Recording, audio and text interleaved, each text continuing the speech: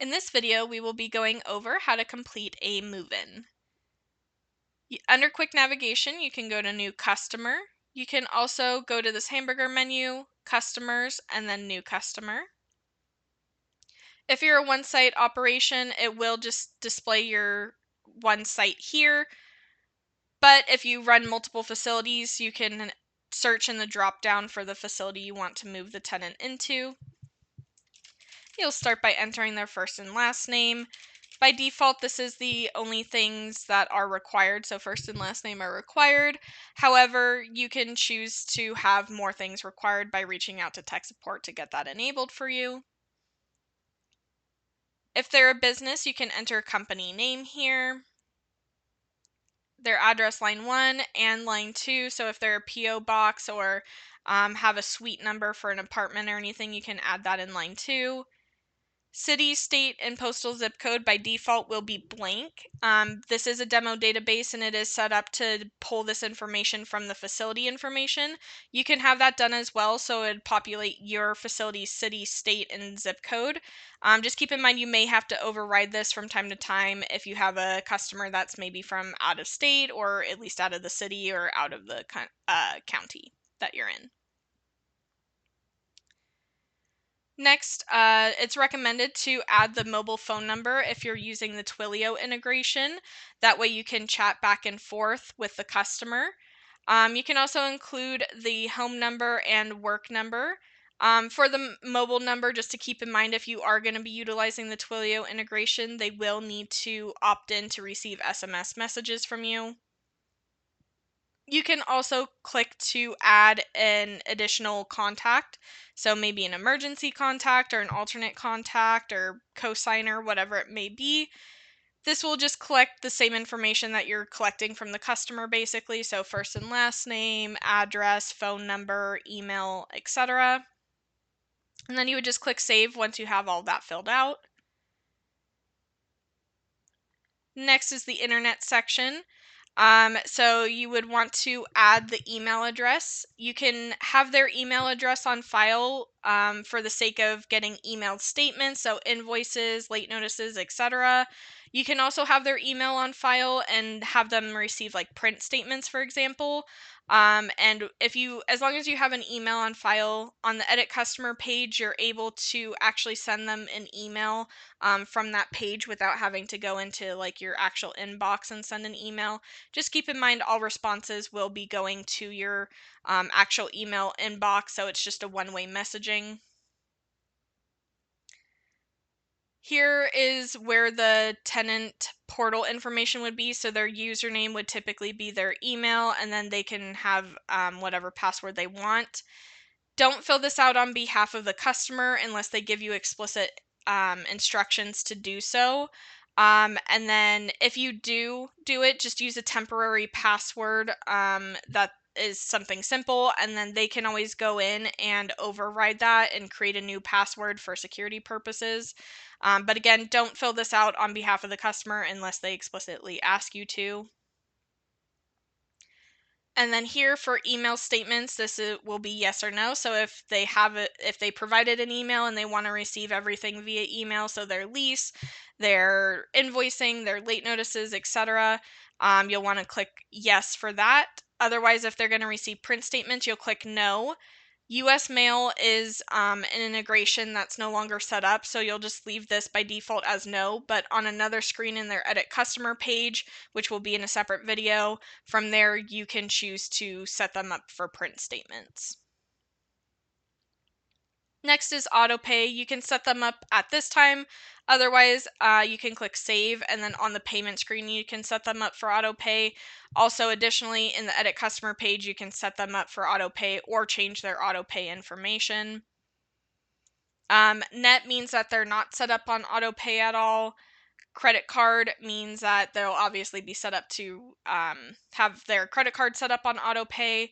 By default, it'll be the same as the monthly bill date, that their card will be automatically, the funds will be taken out of their card automatically on their bill day. However, you can always change it to a different day for the draft day.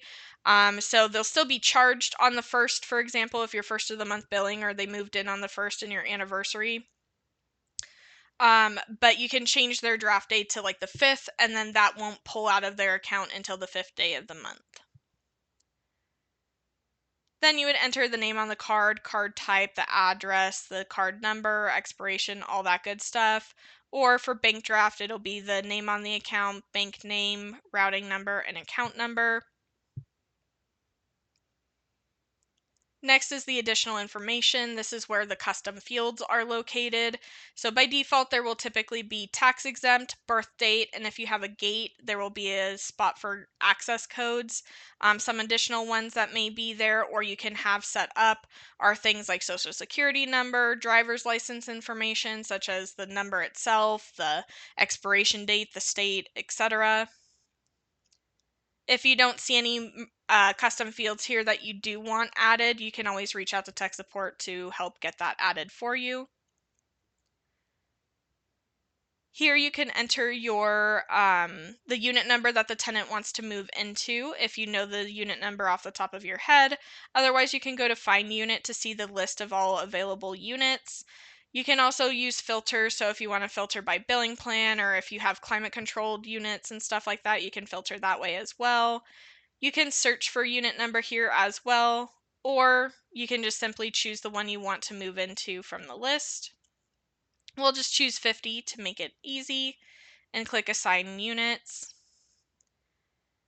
Next, you'll choose the move-in date. So you do have the ability to move the move-in date forward or backdate it if you maybe did a move-in over the weekend and forgot to update it in the system, for example. Next is the billing information associated with that unit. So for instance, this unit is $100 a month. You can highlight it purple and click edit, and maybe for this customer, you're only going to charge them $80 a month. You also have the ability to choose prorate or not prorate, and then you can also choose to add any discounts. So military, for example, which would be like a 10% discount. And then that's all updated. If we click this drop down for discounts, we can see that $10 military discount has been added to their account as well. They're only getting charged $80 a month. Keep in mind you'll see a web price for any billing plans, and typically it will say 0 because it's just matching whatever the price of their unit will be. If it says anything different, then that means that your web price will display differently. So if this was originally $80 here and this was $100, then it's saying that if they did the move-in online, it would display as an $80 unit. You can always add additional billing plans. The only thing that you would really need to add, for instance, is insurance, if you offer insurance anyways. And from here, you would just choose it from the drop-down. In this demo database, that's the next default one. You can also click this box if you have any suggested billing plans, such as the insurance billing plan. You can always just check that box as well, and then that will add it to the account, as you can see down here. You can also do some one-off charges to the account, so you can do things like add some merchandise at this point, or add an admin fee if you don't have it set up to be automatically added to their account, things like that. So you can choose from the different SKUs. We'll just add box, for example, and click save. And now one box has been added to their account for $5.99. You can also create a credit at this point. So if you don't have a particular discount set up and you don't necessarily want to change their overall rate, you're just giving them a one-time credit on their account, for example, for the move-in, you can come here and choose from the SKUs what you want it to be. So maybe it's for rent. You can give it an amount, so we'll just say $20, for example. The description we'll just put as rent discount or rent credit. The category would be waived rent or other for this instance, but there's a lot of different categories to choose from. And then lastly, you'll have to give a short explanation as to why. Just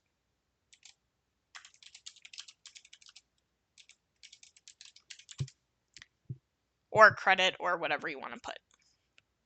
And then we'll click save. And now, as you can see, so we have this will tell you what all they're paying for today. So $5.99 for the box. Their billing plan, since we changed their rate from $100 just down to $80, their reoccurring rate will be $80.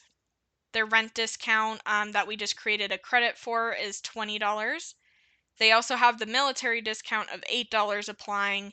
And lastly, they have that insurance premium of $9 applying to their account to give them a total of $69.99 or $66.99. And then you'll click save once all of that looks good. From here, if you didn't want to take a payment for whatever reason, you can always just click this X and close out of the account. It will still complete the move-in, but obviously they will have a balance on their account that needs to be paid at some point.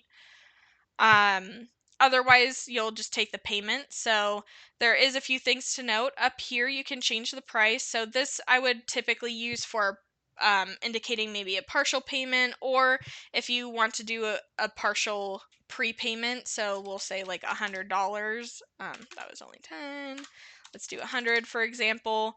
If you do an overpayment here or a credit on their account essentially of whatever that'd be, like $44 or something along those lines, that $44 will just kind of be floating on their account, and whatever charge gets assessed on their account next, whether it's rent, insurance, a random fee, things like that, that extra $44 will just attack whatever is put on their account first. If you want it specifically applying towards rent, then you can come here to prepay and then edit. And then maybe you just want to do 1 month's rent. You can click on 1 month. You down here can change the actual amount that you're paying. So you can also do like a partial payment from down here. But this will just tell you under the dark blue is what is owed for today for the basic move-in. And then the purple is what is prepayment. The last part of this screen is making the payment itself. So if it's a cash payment, you can always change the name on the payment to none because it doesn't really matter. It's just cash. You can always just leave this as the default as the tenant's name. You can also select other though. If it's maybe like a family member or spouse making the payment, you can always put their name here. Otherwise, again, by default, you can always just leave it as is. For cash, it will just prompt for the cash amount. So again, you can always add or subtract from here. And then payment description, that is optional, but if you want to give some sort of description as to what this payment is for, you can do that here. For money order, it's the same exact thing. You'll just want to make sure the payment amount is accurate to whatever they're intending to pay, and then give a payment description if you choose. For checks, the only additional information is the check number that you'll want to add. For credit card, you'll want to have the name on the card, credit card number, the card type, expiration, CVV, again, confirming that amount is accurate so they're not getting under or overcharged on their card.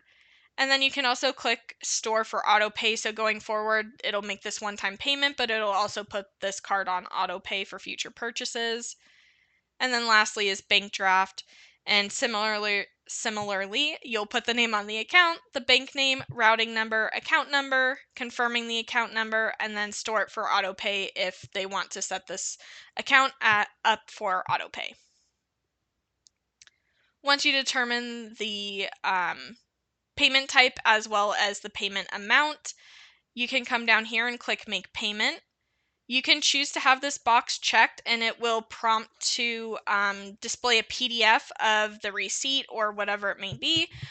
For the instance of this being a transaction, it will populate the PDF of the receipt. From there, you can download it and or print it off.